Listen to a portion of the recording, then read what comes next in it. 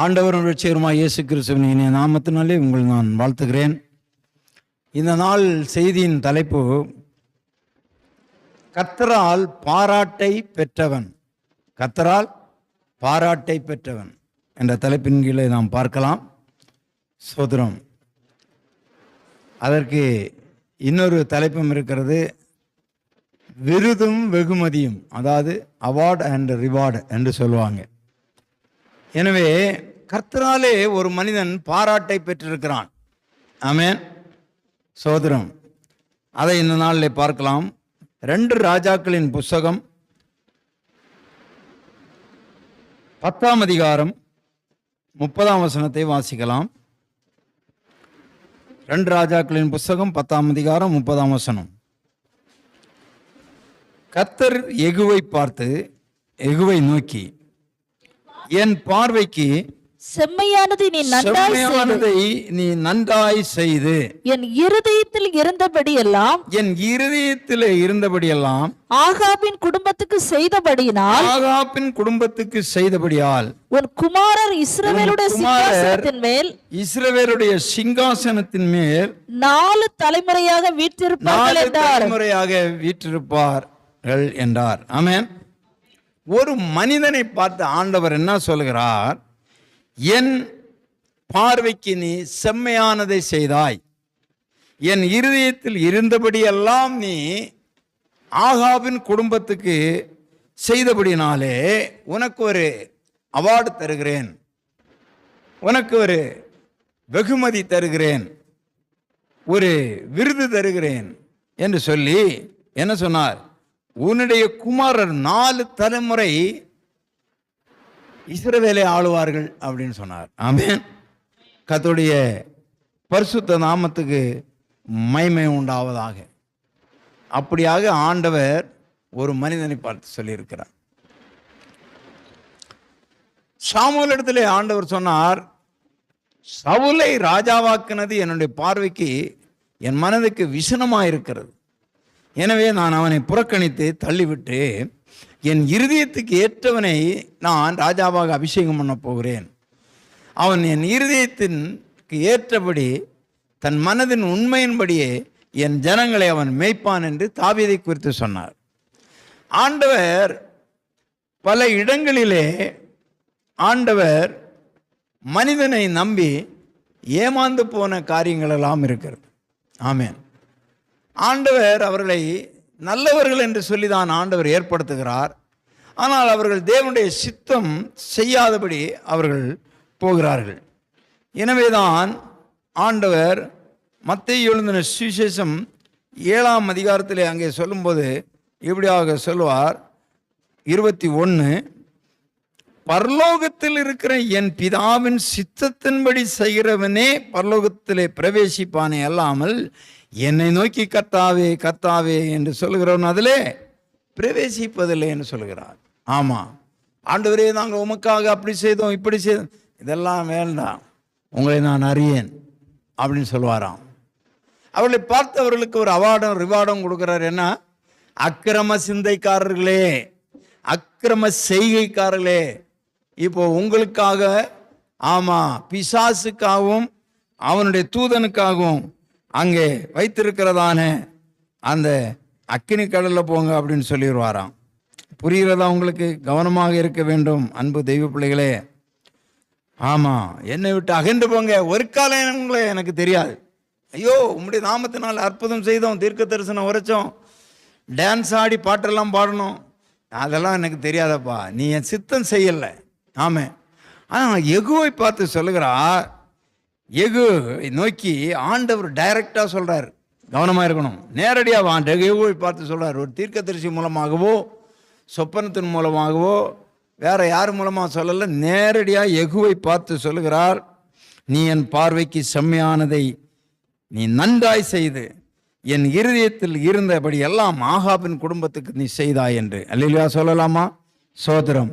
கர்த்தர் நல்லவராயிருக்கிறார். பிரியமான தேவனுடைய பிள்ளைகளே, சிம்சோனை ஆண்டவர் தெரிந்து கொண்டார். நமக்கு தெரியும், பெலிஸ்தியரை முறியடிக்கணும்பா, சிம்சோனே உனக்கு ஒரு மகா பலத்தை தருகிறேன் என்று அவன் தாயாருக்கு ஆண்டவர் வெளிப்படுத்தி ஒரு பிள்ளையை உனக்கு தருகிறேன், அவன் பலசாலியாக இருந்து இஸ்ரவேல் ஜனங்களை பெலிஸ்தருடைய கைக்கு நீங்களாக்கி விடுவிப்பான். அவன் நசரேனாயிருப்பான். ஆமாம், அவனுக்கு அவன் தலையை முடி வெட்டக்கூடாது. அவன் மரணம் அடையும் வரைக்கும் அவன் எப்படி இருப்பான்? நல்ல நசரேனா இருந்து எனக்காக செயல்படுவான்னு. அவன் பாதியிலே போயிட்டான். மகாபலன் இருந்தது, அதுக்குள்ளே அவன் பாதியில் என்ன பண்ணிட்டான்? ஆமாம், அவன் வேசித்தனத்துக்கும் விபச்சாரத்துக்கும் போய் அவன் அநியாயமாக மடிந்தான். ஆண்டவர் சில திட்டங்களை வைத்திருந்த அவர்கள் எல்லாம் செய்து நிறைவேற்ற முடியல. சவுலை ஆண்டவர் தெரிந்து கொண்டார். பெலிஸ்தரிலிருந்து இஸ்ரவேல் ஜனங்களை காப்பாற்ற வேண்டும். அவனும் அப்படிதான் போயிட்டான். அமலேக்கியரை ஒன்றுமே விடாமல் சஞ்சரித்து போடு, ஒன்றுமே தப்ப விடக்கூடாதுன்னா அவன் ஆடு மாடுகளில் முதல் தரமானவற்றை எடுத்துட்டு வந்துட்டான். ஆண்டவருக்கு கீழ்ப்படியவில்லை. சாமுவேல் வருவதற்கு தாமதமானவனே இவனே பலி செலுத்தும்படியாக துணிந்து விட்டான். இதெல்லாம் ஆண்டவருடைய பார்வைக்கு விசனமாக இருந்தது என்று பார்க்கிறோம். ஆதி ஆகமத்திலே 6ஆம் அதிகாரத்திலே பார்க்கும்போது மனித குலத்தை ஆண்டவர் படைத்தார். அவர்கள் எல்லாரும் என்ன பண்ணிவிட்டார்கள் என்றால் துன்மார்க்க செயலில் போய்விட்டாங்க. கர்த்தருடைய பிள்ளைகள் ரட்சிக்கப்படாத ஆண்டவருக்கு அருவருப்பான ஜாதிகள் மேலே பெண் கொண்டு மோகம் கொண்டு ஆண்டவரை விட்டு விலகி போயிட்டாங்க. அதனால அவர் என்ன சொல்றாரு பாருங்க, 6ஆம் அதிகாரம் 6ஆம் வசனம். தாம் பூமியிலே மனுஷனை உண்டாக்குனதற்காக கர்த்தர் மனஸ்தாபப்பட்டார். அது அவர் இருதயத்துக்கு எப்படி இருந்ததா?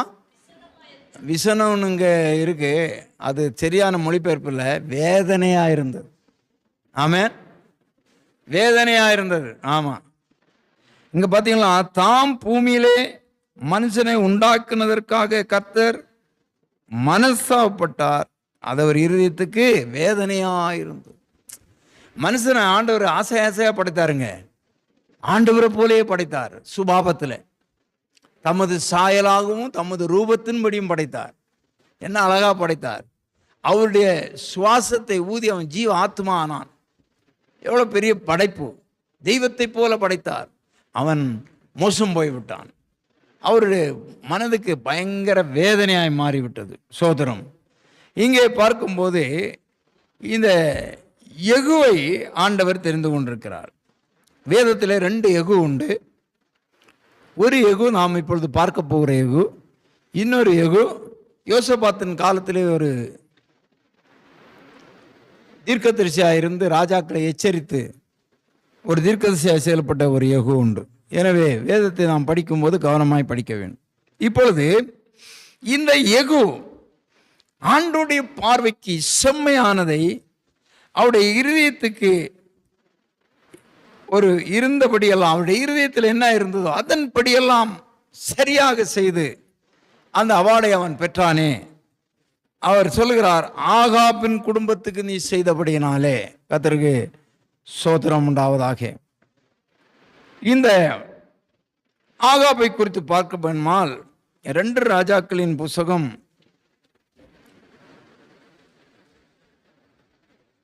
9ஆம் அதிகாரம் எடுத்துக்கொள்ளுங்கள். இந்த 1 ராஜாக்களின் புஸ்தகத்திலேயே இந்த ஆகாப் வருவார். இந்த ஆகாப் என்ன பண்ணுவார் என்றால் ஒரு ராஜாவாக இருப்பார். அவனுடைய மனைவி நமக்கு தெரியும், யேசபேல்.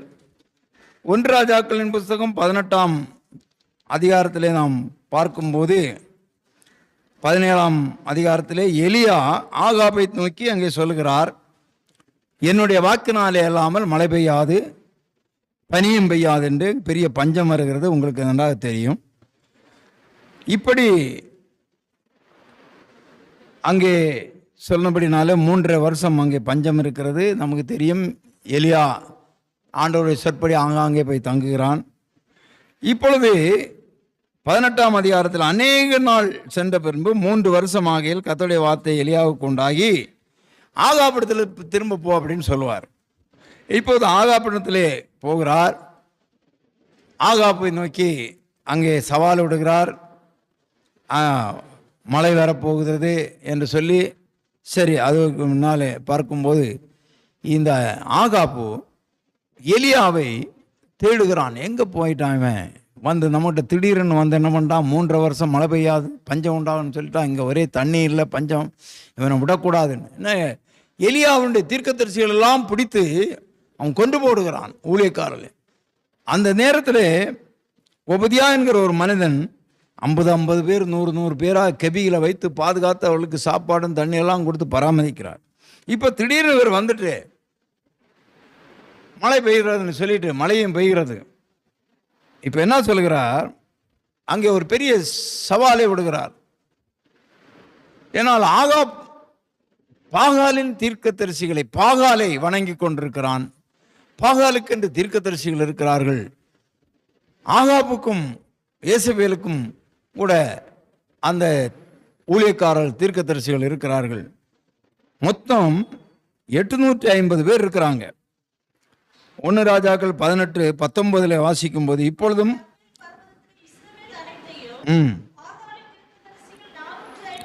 பாகாலின் தீர்க்கதரிசிகள் 450 பேரு, இயேசபேலின் பந்தியிலே சாப்பிடுகிற தோப்பு விக்கிரகத்தின் தீர்க்கதரிசிகள் 400 பேரும், மொத்தம் எவ்வளவு, 850 பேர். இப்போ எலியா அங்க வந்து சொல்லுகிறார், எலியா சொல்லுகிறார், ஏய்யா நீங்கள் பாட்டு பாகால தெய்வம்னு சொல்லிட்டு இருக்கிறீங்களே, பாகால் தெய்வமா கர்த்தர் தெய்வமாயா, 2ல் 1 இன்னைக்கு தெரிஞ்சாகணும். நீங்கள் என்ன பண்ணுங்க, முதலாவது ஒரு காளையை எடுங்க, நீங்கள் பலி இடுங்க, அப்போ பாகாலை நீக்கி கூப்பிடுங்க. பாகால் வந்து அக்கினி இறக்கி அந்த பலியை சாப்பிட்டுச்சுன்னா அந்த தெய்வம் உண்மையான தெய்வம் தான். அப்படி இல்லைன்னா நான் ஒரு காலை பலியிடுறேன், அது அக்கினினால ஆண்டவர் பல்லு கொடுத்தா அந்த தெய்வம் தான் தெய்வம். ஒரு சவால் வருகிறது. பாகாலின் தீர்க்கதரிசிகள் காளையை பலியிட்டு காலையிலேருந்து மத்தியானம் சாயங்காலம் மட்டும் பார்க்குறாங்க, ஒன்றும் நடக்கலை. கூக்கல் விடுறாங்க, கத்துறாங்க, உடம்பை கீறி கொள்றாங்க, உடம்பெல்லாம் ரத்தம் வடிகிறது, குதிக்கிறானுங்க, ஆடுறானுங்க, பாகாலே வா பாகாலே வான்னு. எங்கே பாகால இருந்தால் தானே வர முடியும்? கூப்பிட்றானுங்க, கத்துறானுங்க, ஒன்றும் நடக்கலை. இப்போ எலியா என்ன சொல்கிறாரு,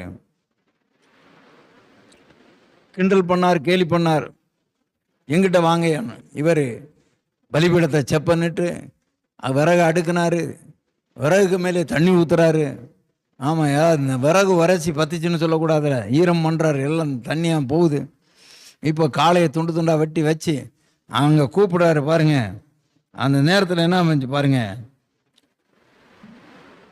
35 ஓடுனது நிரப்பினான். எலியா வந்து ஆபிரகாமுக்கும் ஈசாக்குக்கும் யாக்கோபுக்கும் தேவனாய் கர்த்தாவே, இஸ்ரவேலில் நீர்தான் தெய்வம் என்றும் நான் உம்முடைய ஊழியக்காரன் என்றும் எல்லாம் உம்முடைய வார்த்தையின்படி செய்தேன் என்று இன்றைக்கு விளங்க பண்ணும் என்று சொல்லி அவன் என்ன பண்றான், கூப்பிடுறான், கர்த்தாவே நீர்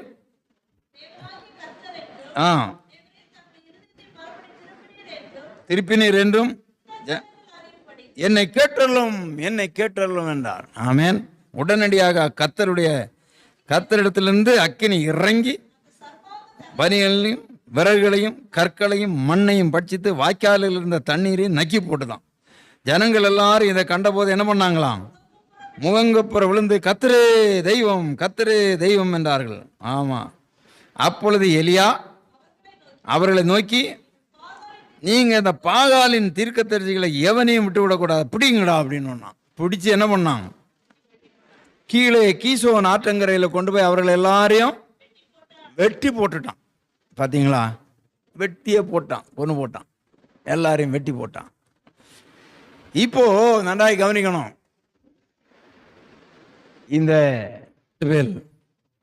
பார்க்குறான்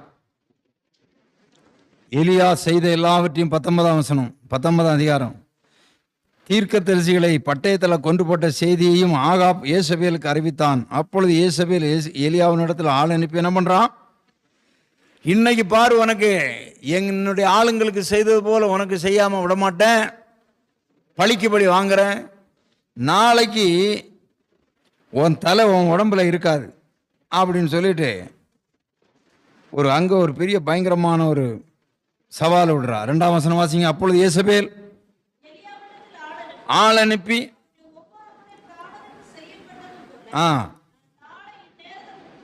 உன் பிராணனுக்கும் செய்யாதே போனால், இவன் என்ன பண்ணிட்டான், இதை கேட்டவுடனே பயந்து ஓடி போய் சூரச்செடியின் மேலே போய் படுத்து கிடந்தான். ஐயோ கர்த்தாவே போதும், என்ன எடுத்துக்கொள்ளும், இந்த ஏசபேலும் ஆகாபும் ஒரு வழியாக என்ன கொல்ல பார்க்குறாங்க ஆண்டவரேன்னு சொல்லிட்டு அங்கே போய் படுத்து கிடந்துட்டான். ஆண்டவர் அவனை என்ன பண்ணார், அங்கே போய் அவனை அப்பம் தண்ணீரெல்லாம் கொடுத்து எழும்பி போடா, இனி போக வேண்டிய தூரம் ரொம்ப தூரம் இருக்கு போகணுன்னா அவன் என்ன பண்ணான், திரும்பவும் படுத்துக்கிட்டான். திரும்பவும் ஆண்டவர் தட்டி எழுப்பி விரட்டி விட்டார். இப்போ போய் என்ன பண்ணிட்டான், ஒரு கெபியில் போய் தங்கிட்டான்.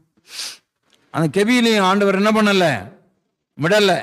அவனை கூப்பிட்டு வெளியே வா, என்ன இங்கே என்ன பண்ணுறேன்னு சொல்லிட்டு, நான் உன்னை கொண்டு பெரிய காரியங்கள்லாம் செய்ய வேண்டியது இருக்குது, நீ என்ன பண்ணு வா அப்படின்னு சொல்லிட்டு 15ஆம் வசனம் வாசிங்க. அப்பொழுது கர்த்தர் அவனை பார்த்து, தமஸ்கு வழியாய் வனாந்தரத்துக்கு திரும்பி போய் ஆசகேலை சீரியாவின் மேல் ராஜாவாக அபிஷேகம் பண்ணி, பின்பு நிம்சியின் குமாரனாகிய யெகூவை இஸ்ரவேலின் மேல் ராஜாவாக அபிஷேகம் பண்ணி, ஆபேல் மெகோலா ஊரானா சாப்பாத்தின் குமாரனாகிய எலிசாவையும் சாத்தில் தீர்க்கதரிசி அபிஷேகம் பண்ணு அப்படின்னு சொல்லிட்டு சொல்றே. சம்பவிப்பாவது ஆசகேலின் பட்டயத்துக்கு தப்பினவனை யெகூ கொன்று போடுவான், யெகூவின் பட்டயத்துக்கு தப்பினவனை எலிசா கொன்று போடுவான் என்று சொல்லி அவனை அபிஷேகம் பண்ண சொன்னார். நன்றாய் கவனிக்கணும். சரி, இதோடு இங்கே வைத்துக் கொள்ளுங்கள். இப்போது ஆகாப் செய்த இன்னொரு காரியத்தை நாம் பார்க்கிறோம். 2 ராஜாக்களின் புஸ்தகத்து வாருங்கள். அங்கே 9ஆம் அதிகாரம் 2ஆம் வசனத்திலிருந்து நாம் வாசிக்கலாம். இந்த ஆசாவனுடைய குடும்பம் எப்படிப்பட்ட குடும்பம், அவர்கள் எப்படிப்பட்ட ஆட்கள் என்று சொல்லி 2ஆம் வசனத்திலிருந்து வாசிக்கலாம்.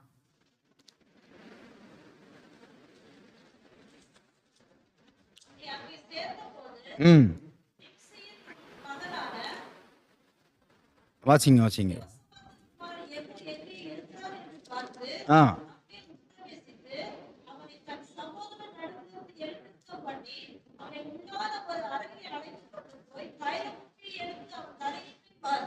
அதற்கு முன்னதாக அன்பு தெய்வ பிள்ளைகளே, ஒரு திராட்சை தோட்டம் நாபோத்துக்கு இருந்தது பிரியமானே.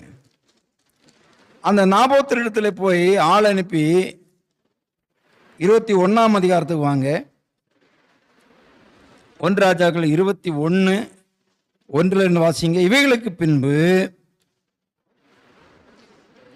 இஸ்ரேலிலே சமாரியாவின் ராஜாவாகிய ஆகாப் அரண்மனை அண்டையில் ஒரு திராட்சை தோட்டம் இருந்தது. நாபோத்தோட பேசி, நன்றாய் கவனிக்கணும், உன் திராட்சை தோட்டம் என் வீட்டுக்கு அருகாமையில் இருக்கிறபடினாலே அதை கீரை கொல்லையாக்கும்படி எனக்கு கொடு, நல்ல திராட்சை தோட்டத்தை அதுக்கு பதிலாக உனக்கு தருவேன் என்று சொன்னான். அதன் விலைக்கிரயமாக பணத்தையும் நான் உனக்கு தர்றேன், வேற இடத்தையும் தர்றேன். ஆனால் நாபோத் என்ன சொல்லிட்டார், ஆகாபை நோக்கி, நான் என் பிதாக்களின் சுதந்திரம் அதை நான் உமக்கு கொடாதபடி கர்த்தர் என்னை காப்பாராக அப்படின்னு சொல்லிட்டு சொல்றார். இது சொன்ன உடனே ஆகாப் என்ன பண்ணுகிறான், 4ஆம் வசனம்.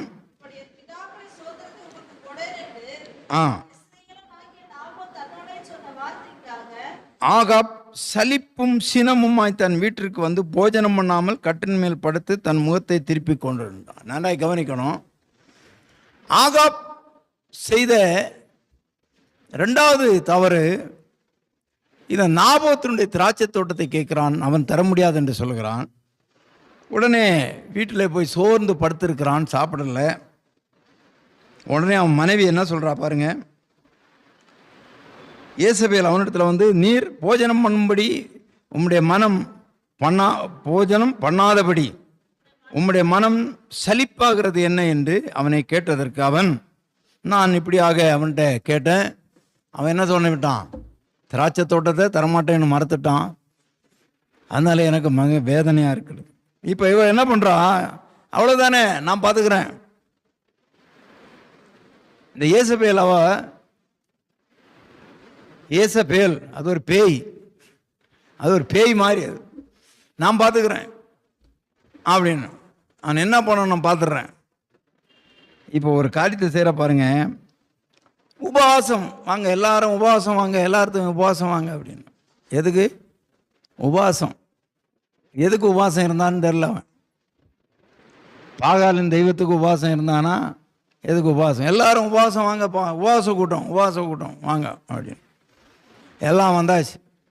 2 பேரை எழுப்பி விட்டுட்டு இந்த நாபோத்து கடவுளுக்கு விரோதமாக இவன் காரியங்களை பண்ணான்னுட்டு பொய் சாட்சிகளை எழுப்பி அவனை என்ன பண்ணுறாங்க பாருங்க, வாசிங்க 9ஆம் வசனம்.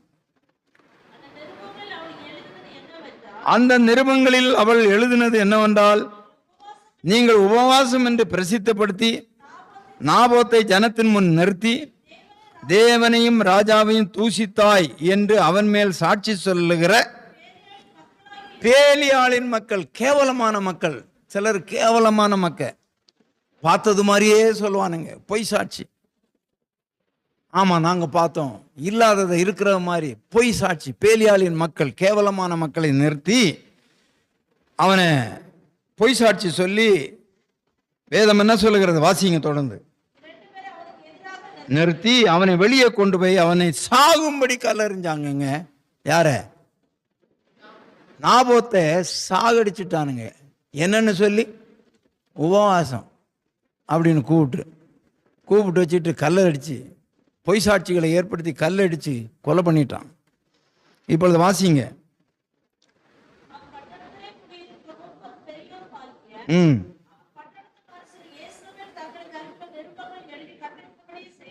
செய்தார்கள், நிறுத்தினார்கள்.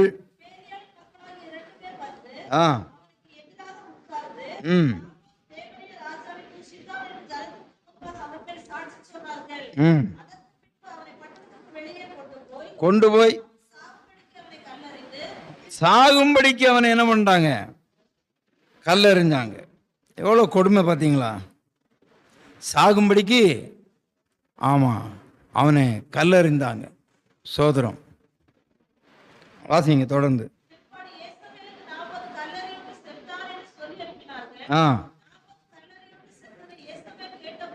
ஏசபேல் கேட்டபோது ஆகாபை நோக்கி,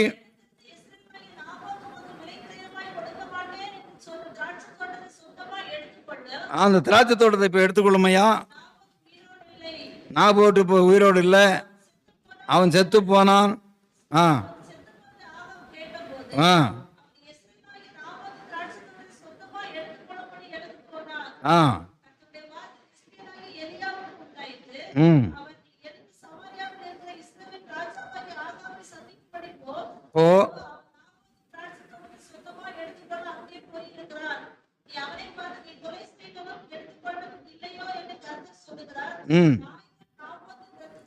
நன்றாய் கவனிங்க. இப்போ நாபோத்தை கல்லெறிஞ்சு கொண்டாங்களே, கல் எறியும்போ என்ன ஆகும்? ரத்தம் எல்லாம் சிந்திச்சு பாருங்க. அந்த ரத்தத்தை என்னது சாப்பிட்டுச்சான்? நாய்கள் வந்து நக்கினதான். இப்போ ஆண்டவர் என்ன சொல்றாரு? அந்த எலியாவிட்ட சொல்றாரு, நாபோத்தின் ரத்தத்தை நக்கின ஸ்தலத்திலே உன்னுடைய ரத்தத்தை நாய்கள் நக்கும்னு போய் சொல்ல அப்படின்னு.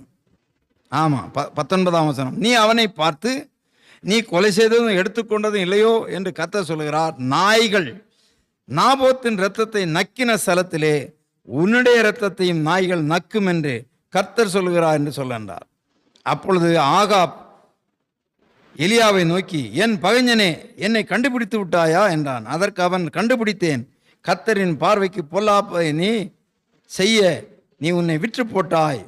நான் உன்மேல் பொல்லாப்பு வர பண்ணி உன் சந்ததியை அழித்து போட்டு ஆகாப்புக்கு சுவரில் நீர் விடுகிற ஒரு நாயாகிலும் இராதபடி இஸ்ரவேலில் அடைபட்டவனையும் விடுபட்டவனையும் சங்கரித்து எனக்கு கோபம் உண்டாக்குனபடினால நான் இப்படியாக பழி வாங்குவேன் என்று ஆண்டவர் எலியாவை கொண்டு அங்கே எச்சரித்தார். நன்றாக கவனிக்கணும். இப்போ பார்த்தீங்கன்னா ஆகாப் என்ன பண்ணுவான்? உடனே ஐயோ இதெல்லாம் நடக்கக்கூடாது அப்படி இப்படின்னு எல்லாம் ஜெபம் பண்ணுவான். ஆனாலும் கூட அவன் காலத்தில் அதை செய்யாதபடி அவனுடைய 29ஆம் வசனம் வாசிங்க. ஆகாப் எனக்கு முன்பாக தன்னை தாழ்த்தினதை கண்டாயா? அவன் எனக்கு முன்னாக தன்னை தாழ்த்தினபடியால் நான் அவன் நாட்களில் அந்த பொல்லாப்பை வரப்பண்ணாமல் அந்த அவன் குமாரரின் நாட்களிலே அதை வரப்பண்ணுவேன் என்றார். நன்றாய் கவனித்துக் கொள்ளணும். இப்போதான் ஆண்டவர் என்ன சொல்றாரு? ஏற்கனவே என்ன சொன்னாரு? நீ போய் யெகூவை ராஜாவாக அபிஷேகம் பண்ணு அப்படின்னு. இப்போ ஆகாப் குடும்பத்தை ஆண்டவர் பழிவாங்க வேண்டும். ஆகாப் குடும்பத்தை பழிவாங்கணும். இப்போ வாங்க 2 ராஜாக்களின் புஸ்தகம் 9ஆம் அதிகாரம். 2 ராஜாக்களின் புஸ்தகம் 9ஆம் அதிகாரம். இப்போது ஒரு நல்ல சுவாரஸ்யமான கதை. இப்போ ஆண்டவர் சொன்னார் அல்லவா, எலியாவை பார்த்து தானே சொன்னார், யாரை நீ அபிஷேகம் பண்ணணும்? யெகூவை அபிஷேகம் பண்ணணும். அந்த அபிஷேகம் பண்ணுறது நோக்கம் என்ன சொல்லுங்க, நீங்கள் சொன்னாதான். ஆகாபனுடைய குடும்பத்தை பழி வாங்கணும். ஆனால் அந்த எலியா அபிஷேகம் பண்ணவே இல்லை. புரிகிறதா? அபிஷேகம் பண்ணலை. இவனுடைய ஸ்தானத்தில் ஊழியம் செய்வதற்கு எலிசாவை அந்த சால்வையை போட்டு கர்த்தர் ஊழியத்துக்கு அழைக்கிறாருன்னு அழைத்தான், உண்மைதான். ஆனால் யெகூவை இவன் அபிஷேகம் பண்ணலை. ஆகாவு பயந்துக்கிட்டு பண்ணலையா என்னன்னு தெரியாது. சரி, இப்போ அடுத்தது யார்? எலிசா. எலிசா தீர்க்கதரிசியாக இருக்கிறார். இந்த எலிசாவும் யாரும் அபிஷேகம் பண்ணலை, இந்த யெகூ அபிஷேகம் பண்ணலை. அவனுக்கும் பயம். ஆமாம், ஆகாப் குடும்பம் அவ்வளோ கேடுகட்ட குடும்பம், கொலகார குடும்பம், பழிவாங்கிற குடும்பம், பயங்கரமான ஆள். பாருங்க 1ஆம் வசனம் வாசிங்க, 9:1. அப்பொழுது தீர்க்கதரிசியாகிய எலிசா தீர்க்கதரிசிகளின் புத்திரன் ஒருவனை அழைத்து இடைகட்டி கொண்டு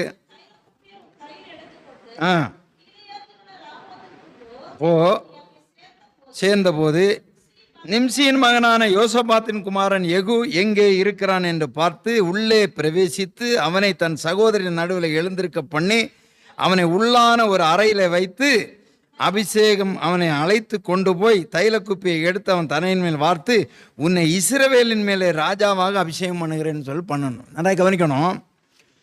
இந்த யேசபேலும் ஆகாபும் இந்த கர்த்தருடைய பிள்ளைகளை எல்லாம் அவன் கொலை செய்ய வகை தேடுறான். பயங்கர பிரச்சனை. இப்போ எல்லாரும் பயந்து அறைகளில் தங்கியிருக்கிறாங்க. நல்லா கவனிக்கணும். இப்போது யுத்த வீரர்கள் எல்லாம் ஒரு அறையில் தங்கியிருக்கிறாங்க பயந்துக்கிட்டு. யாருக்கு பயந்து? யேசபேலுக்கும் ஆகாப்புக்கும் பயந்துக்கிட்டு ஒளிஞ்சிட்டு இருக்கிறாங்க. இப்போ எலிசாவுக்கும் பயம்.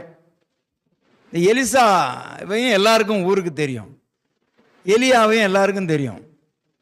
இப்போ எலிசா தான் இப்போ எலியா இல்லை, போயிட்டார். இப்போ எலிசா என்ன பண்ணுறாரு?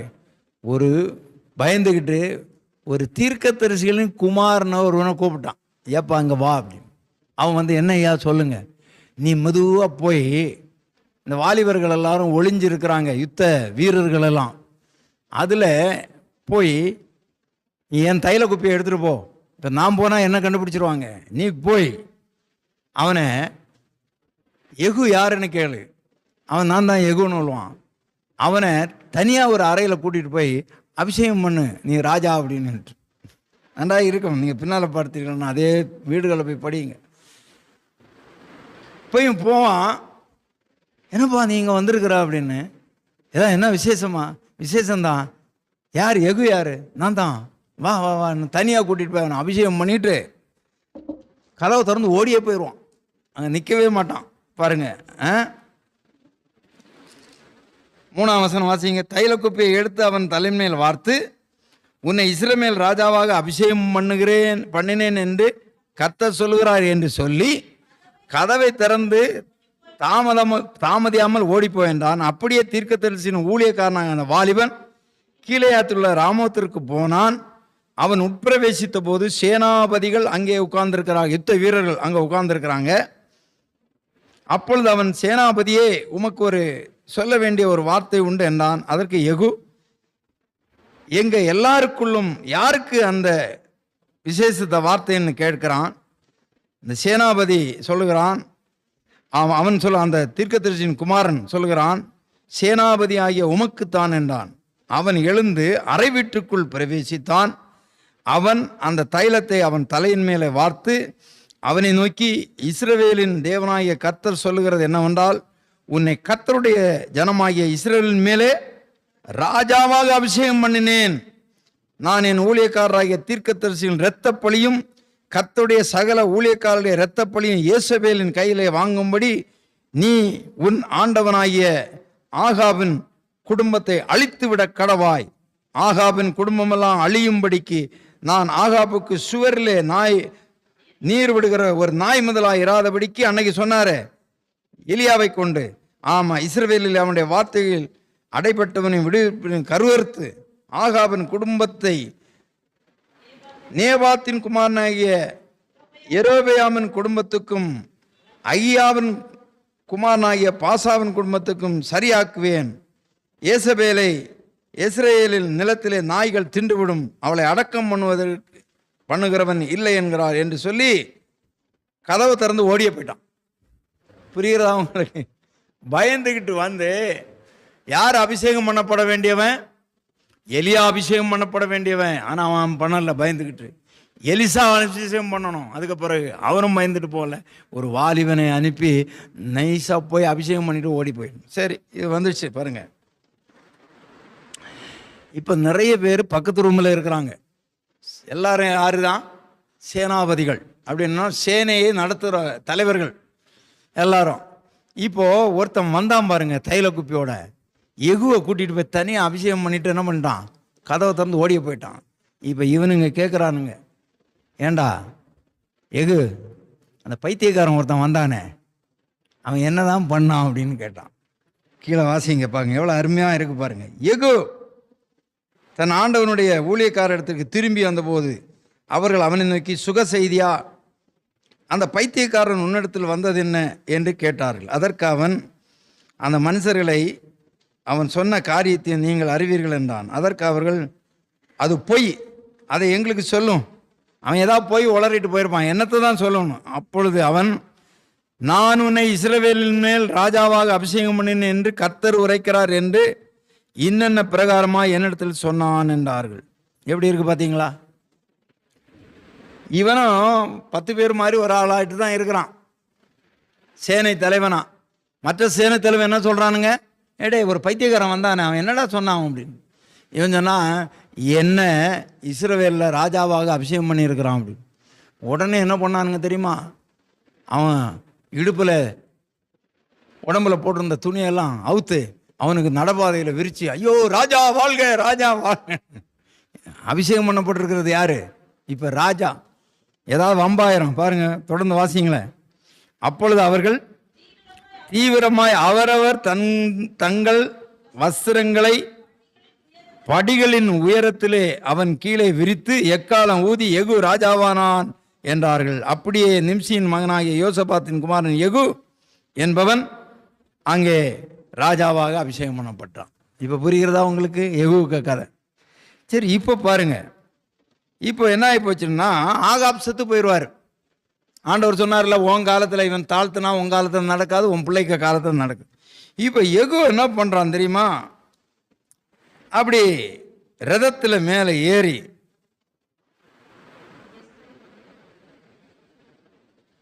பதினஞ்சாம் வசனம், ஆனாலும் சீரியாவின் ராஜாவாகிய ஆசகேலோடு பண்ணின யுத்தத்திலே சீரியர் தன்னை வெட்டின காயங்களை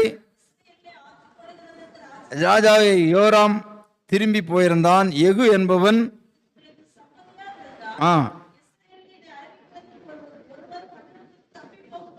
விடாதுங்கள் என்றான். அப்பொழுது எகு இப்ப இஸ்ரேலுக்கு நேரா போறான். அங்கதான் யார் இருக்கிறது? யேசபேல் இருக்கிறா, ஆகாபனுடைய மனைவி. நல்லா கவனிங்க, அருமையான சுவாரஸ்யமான ஒரு கதை இது. சோத்திரம், நடந்த சரித்திரம், கதை இல்லை. இப்ப போறான். நேரே போகும்போது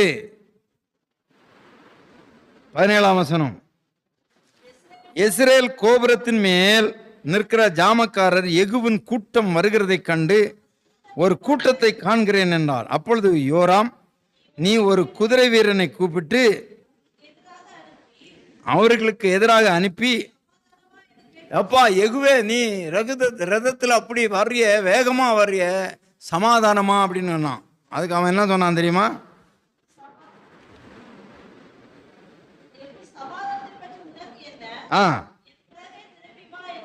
சமாதானத்தை பற்றி உனக்கு என்னடா, நீ ஏன் கூட வாடா அப்படின்னு.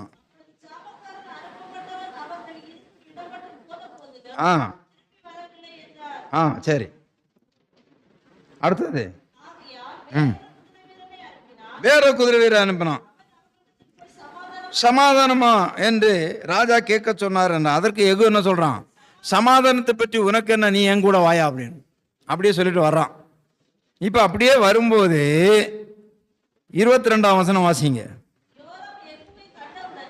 யோராம் எகுவை கண்ட உடனே, இப்ப யோராம் இது யாரு? ஆகாபினுடைய பையன், ஏசபேலுடைய பையன். இப்போ பார்க்குறான், எகு வர்றான்டா, என்னடா எகுவே சமாதானமா என்றான். அதற்கு எகு என்ன சொன்னான் தெரியுமா? வாசிங்க. உன் தாயாகிய ஏசபேலின் வேசித்தனங்களும் அவளுடைய பில்லி சூனியங்களும் இத்தனை ஏராளமா இருக்கையில் சமாதானம் ஏது அப்படின்னு. புரிகிறதா? எகு என்ன பண்ணான்? சமாதானம் ஏதுன்னா. அப்பொழுது யோராம் தன் ரதத்தை திருப்பி கொண்டு ஓடி போய் அகசியாவை நோக்கி, அகசியாவே இது சதி என்றான். எகு என்ன பண்ணான்? தன் கையால் ஒரு வில்லை நாணேற்றி அடிச்சான் பாரு. அதை அம்பு யோராமுடைய நெஞ்சிலே ஊடுருவி புறப்பட்டதால் அவன் புயங்களின் நடுவே எய்தான். அதனாலே அவன் ரதத்தில் சுருண்டு விழுந்தான். அப்பொழுது எகு தன் சேனாபதி ஆகிய பித்தாரை நோக்கி, அவனை எடுத்து இஸ்ரேலின் நாபோத்தின் வயலிலே எரிந்து போடு, நானும் நீயும் ஒரே ஜோடியாய் போய் அவன் தகப்பனாகிய ஆகாபின் பிறகு குதிரை ஏறி வருகிற போது கர்த்தர் அந்த ஆக்கினை அவன் மேல் சுமத்தினார் என்பதை நினைத்துக்கொள் என்று சொல்லி, நேற்று நாபோத்தின் இரத்தத்தையும் அவன் குமாரன் இரத்தத்தையும் கண்டேன் அல்லவா என்றும், இந்த நிலத்தில் உனக்கு நீதியை சரிகட்டுவேன் என்றும் அப்பொழுது கர்த்தர் சொன்னாரே, இப்பொழுதும் அவனை எடுத்து கர்த்தருடைய வார்த்தையின்படியே அந்த நிலத்தில் எரிந்து போடு என்றான். நன்றாக கவனிக்கணும். இதை இப்ப யாரு செத்தது? ஆகாபினுடைய பையன் செத்துட்டான். இப்போ நன்றாக கவனிக்கணும். அதையும் எங்க போட்டாங்க? அவங்க வயலிலே போட்டாங்க. இதை யூதாவின் ராஜாவாகிய அகசியா கண்டு தோட்டத்து வீட்டு வழியாய் ஓடி போனான். எகு அவனை பின்தொடர்ந்து அவனையும் ரதத்தில் வெட்டி போடுங்கன்னான். அவனையும் வெட்டி போட்டாச்சு. அங்கேயும் அவனையும் செத்தான். இப்போ அவனுடைய ஊழியக்காரர் அவனை ரதத்தின் மேல் எருசலேமில் கொண்டு போய் அவனை தாவீது நகரத்திலே அவன் பிதாக்களோடு அவன் கல்லறையில் அடக்கம் பண்ணினார்கள். இந்த அகசியா ஆகாபுடைய குமாரனாகிய யோராம் 11ஆம் வருஷத்தில் யூதா மேல் ராஜாவானான். இப்போ எகு பாருங்க எங்க வர்றான்? திரும்ப ஏசபேலுக்கு வீட்டுக்கு வர்றான். வாசிங்க. எகு இஸ்ரேலுக்கு வந்தான். இப்போ ஏசபேல் கேட்டபோது தன்னுடைய கண்களுக்கு மையிட்டு தன் தலையை சிங்காரித்து கொண்டு வந்தபோது அவள்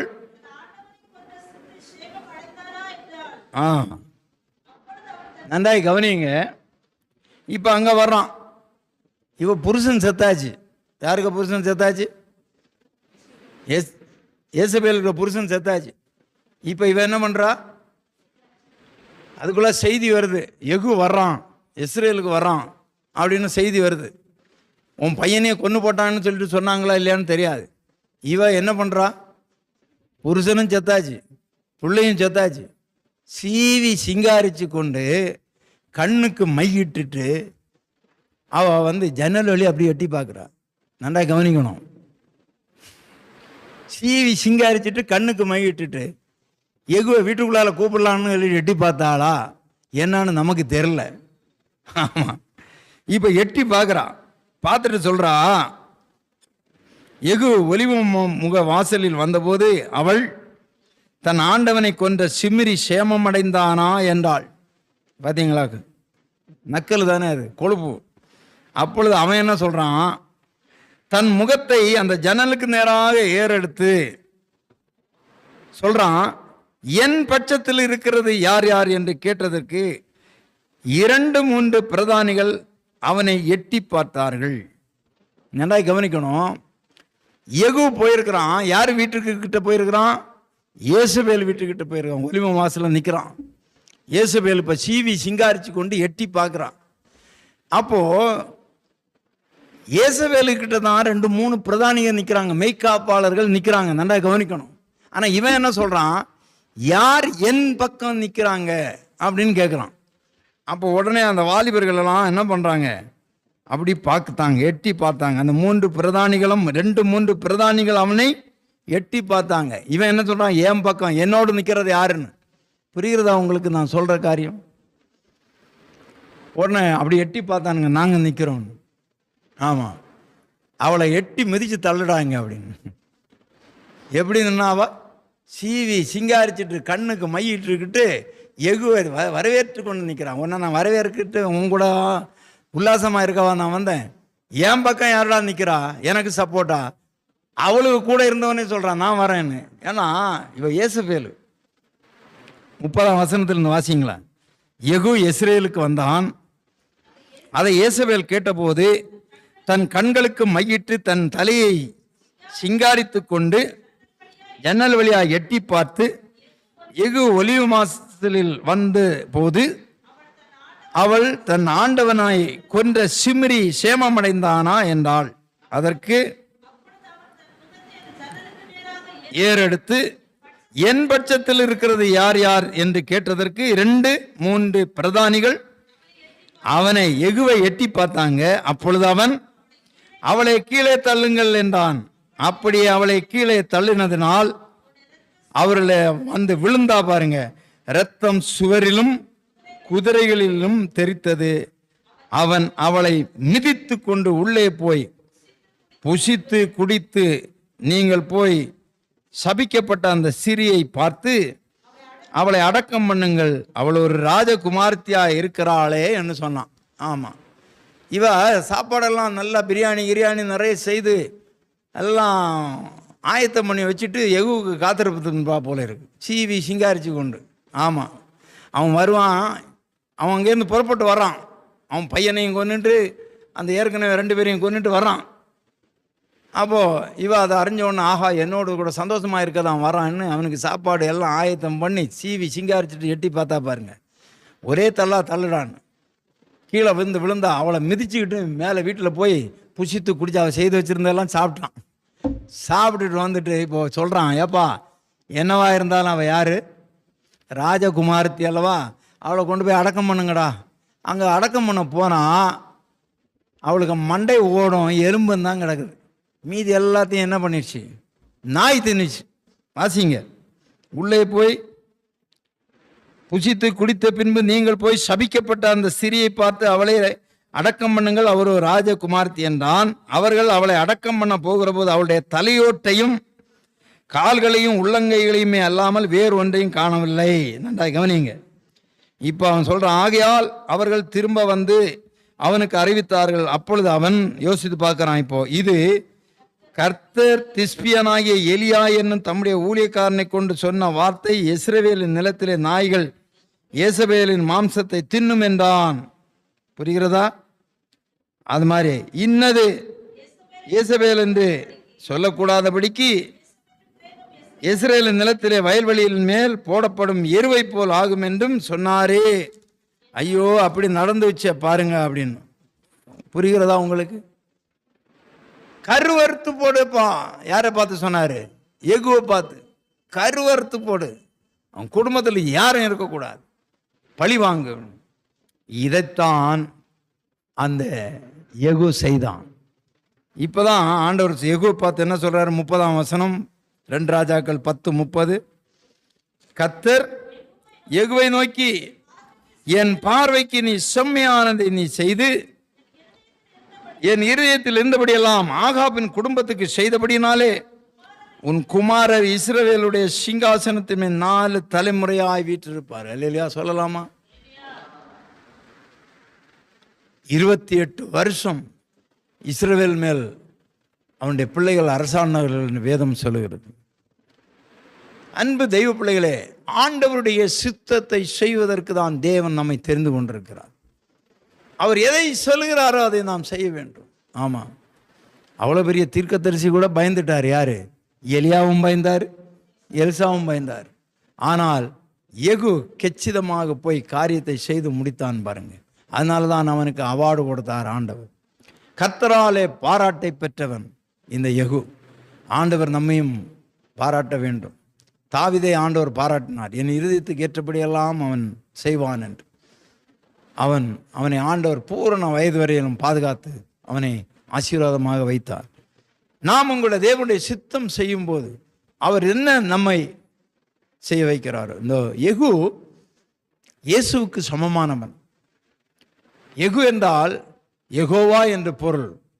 யெகோவா தேவன் எப்படி இஸ்ரவேல் ஜனங்களுக்காக வைராக்கியம் பாராட்டி அந்நிய ஜனங்களை அழிப்பதற்கு ராஜாக்களை தெரிந்து கொண்டாரோ, அதுபோல் ஆண்டவராகிய இயேசு கிறிஸ்துவும் கூட பிசாசின் வல்லமையில் அகப்பட்ட யாவரையும் விடுதலையாக்கும்படியாக நசரேயனாகிய இயேசுவை தேவன் பரிசுத்த ஆவியினாலும் வல்லமையினாலும் அபிஷேகம் பண்ணினார் என்று அப்போஸ்தலர் 1ஆம் அதிகாரத்தில் சொல்லப்பட்டிருக்கும். ஆமென். அவர் பிசாசின் வல்லமையில் அகப்பட்ட யாவரையும் விடுதலையாக்கிறவராக சுற்றித் திருந்தார். நம்மையும் ஆண்டவர் தெரிந்து கொண்ட ஒரு நோக்கம் இருக்கிறது பிரியமானே.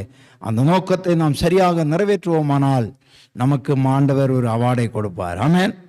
பிதாவினாலே ஆசீர்வதிக்கப்பட்ட கர்த்தருடைய பிள்ளைகளே, நீங்கள் வாங்க அப்படின்னு. ஆமென்.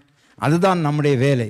எனவே அந்த யெகூவினிடத்தில் இருந்த வைராக்கியம், யெகூவினிடத்தில் இருந்த கீழ்ப்படிதல், யெகூவினிடத்தில் இருந்ததான காரியங்கள் நம்மிடத்தில் காணப்பட வேண்டும். ஆகாப் அவன் ஒரு விக்கிரக ஆராதனைக்காரன், ஒரு பேராசைக்காரன், அவன் கொலைகாரன், ஊழியக்காரர்களை மிரட்டுகிறவன், அவன் கர்த்தரின் தீர்க்கதரிசிகளை கொலை செய்தவன். இப்படியாக அவனை குறித்து வேதம் சொல்லுகிறது பிரியமானவர்களே. அப்படிப்பட்ட கிரியைகளை செய்கிறவர்களை அழிக்கும்படியாக, அவருடைய கிரியைகளை அழிக்கும்படி தேவன் நம்மை தெரிந்து கொண்டிருக்கிறார். அந்த பணியை நாம் உத்துவமாய் செய்து ஆண்டவிடத்திலிருந்து நாம் அவார்டை பெற வேண்டும். அல்லேலூயா சொல்லலாமா? எவ்வளவோ மக்கள் பிசாசின்படியிலே, பிசாசின் வல்லமையில் அகப்பட்டு கர்த்தருடைய பிள்ளைகளுக்கு விரோதமாக செயல்பட்டு கொண்டிருக்கிறார்கள். நாம் ஜெபத்தினாலே போராடி அவர்களை ஜெயிக்க வேண்டும். அதுதான் நம்முடைய கடமை. ஜெபிக்கலாமா? எங்களை அதிகமாக நேசிக்கிற நல்ல தகப்பனே, நமக்கு கோடா கோடி ஸ்தோத்திரம். இந்த நாளிலே கர்த்தருடைய இருதயத்தில் இருந்த அவருடைய வாஞ்சையை, அவருடைய சித்தத்தை நிறைவேற்றின யெகூவை நீர் பாராட்டினதை குறித்து நாங்கள் இன்றைக்கு கேள்விப்பட்டோம். எங்களுடைய வாழ்க்கையிலும் ஆண்டவரே, ஏதோ நாங்கள் ஊழியம் செய்தோம், ஏதோ வந்தோம் போனோம் என்று இல்லாதபடி உம்முடைய சித்தத்தை சரியாக அறிந்து அதன்படி செயல்படுகிற யெகூக்களாக எங்களை மாற்றுவீராக. ஆண்டவரே, எங்களை நீர் காத்துக்கொள்ளும். ஆண்டவரே, எப்பேற்பட்ட எலியா அக்கினினாலே 850 தீர்க்கதரிசிகளை வெட்டி போட்டவன். ஆனால் அவன் பயந்து போய் யெகூவை ராஜாவாக அபிஷேகம் பண்ணவில்லை.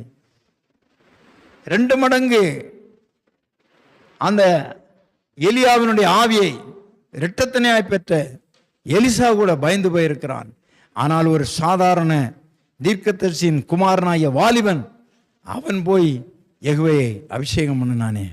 ஆண்டவரே, அப்படிப்பட்ட வல்லமைகளை எங்களுக்கு தாரும், அப்படிப்பட்ட கிருபையை தாரும். நாங்களும் அநேகரை அபிஷேகம் பண்ண, ஓ ஆண்டவரே, உம்முடைய சித்தத்தை நிறைவேற்ற, யேசபேல்களை கொன்று தீர்க்க, அழிக்க, யேசபேலின் ஆவிகள் அழித்து போடப்பட எங்களுக்கு கிருபை தாரும். உங்களுடைய வரிய காயங்களை ஆயத்தப்படுத்தும். துதிகனமையாவது நீர் எடுத்துக்கொள்ளும். இப்ப இயேசுவின் ஜெபிக்கிறான் பிறக்கின்ற பரலோக பிதாவே,